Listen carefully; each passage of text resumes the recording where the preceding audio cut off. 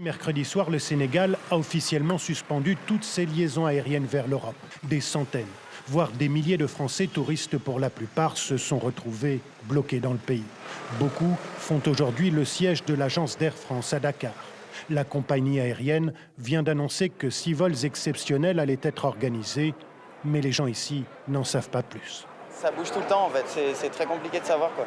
Nous personnellement, comme on dort un peu à droite à gauche, on n'a pas trop de maisons là, on essaie de faire en sorte que ça dure le moins possible quoi.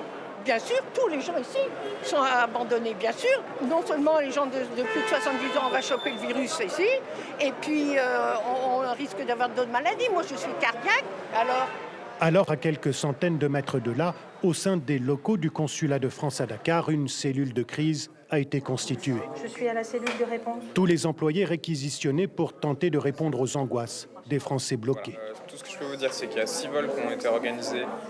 Et le service de santé il a quel âge? sélectionne ceux qui seront les premiers à bénéficier d'un billet retour. Une infirmière. C'est une infirmière qui pourra servir en France. Le personnel médical ou infirmier, vu l'urgence en France, voilà, on les fait rentrer aussi.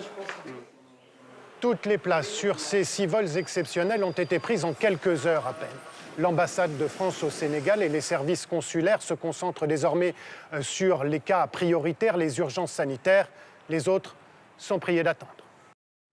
Et puis, s'agissant des Français,